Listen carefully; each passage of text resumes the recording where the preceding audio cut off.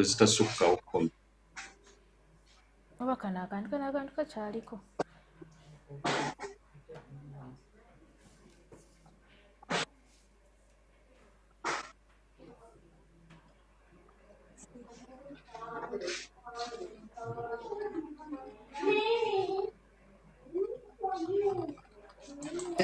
In a number of different ways in terms of, yes, there's good news about our progress, but there are consequences to that good news. And if we don't make purposeful choices like my wife and I did to make sure that our two daughters understand certain things about our culture, identity, and where we're going and that history, believe me, don't rely on me as a professor at the university to teach your kids about Black history and Black stuff. You got to do more at home too. And I know a lot of y'all are doing, but we all have to do more at home. The last thing I want to share with y'all is the idea of community engagement. People who are religious are more engaged in the community. One of the questions I want to ask our panel is, why is that? What is it about religion that gets you engaged? So the General Social Survey has a question. It asks you, are you involved in community organizations? And y'all know for us as Black folks, this is a big deal, giving back to the community, being engaged and doing our part. Well, if you look at the first column, is these are people who aren't anything. 0 is that number. How many groups are you in? In other words, are you a member of the NAACP? Are you a member of Alpha Phi Alpha? Are you a Sigma Theta? Are you a member of a reading or community group? People with no religious affiliations aren't a member of any group at all. They're just out there, completely on their own. 63%. It's the exact opposite for people who are members of the church, at least a member of one organization. The point here is, as you look across the rows there, people who are involved in church are more likely to be a part of 2, 3, and 4 groups, to be actively engaged in the community. Again, the question is, what is the future?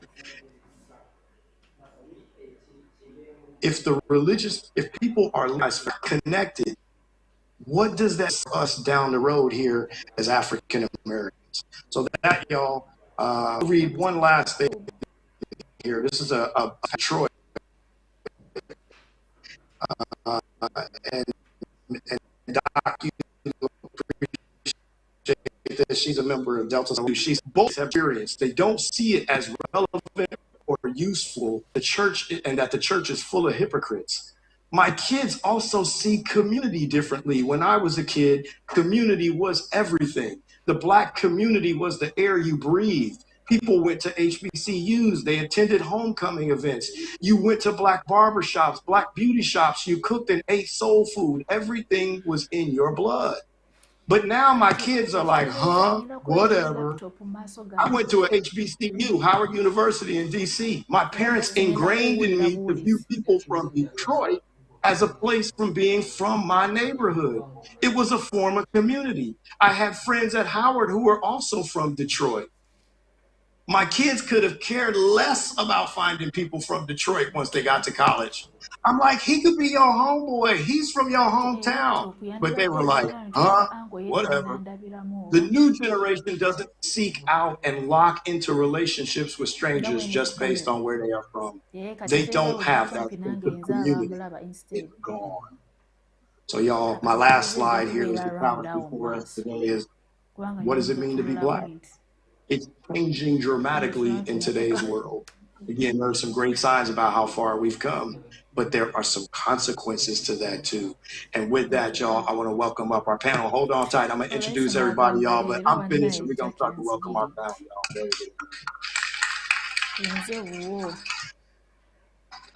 All right, y'all. I'm going to say something real brief about y'all. And y'all know today is Saturday. I asked them, I told them today, this ain't Sunday, so we got to get in and get to the point, right? For everybody. Right. So the first is Dr. Tamara Brown from UT Arlington, y'all. Dr. Brown is the provost.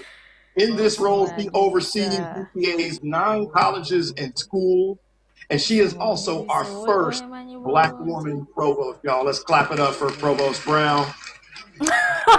What y'all know, she has a Master's of Divinity degree. She was also a local member on the pastoral team at St. Luke Community United Methodist Church in Dallas. The church that my wife and I ultimately founded in DeSoto is called the Village United Methodist Church. The Village planted the church that we go to, Black Methodist, y'all. All right, y'all. Next person we're going to have up here is Pastor Michael Glaspie, y'all. Let's clap it up for Pastor Glaspie. ebintu biba bintwala eyo. Pastor Glaspie has been blessed to serve his community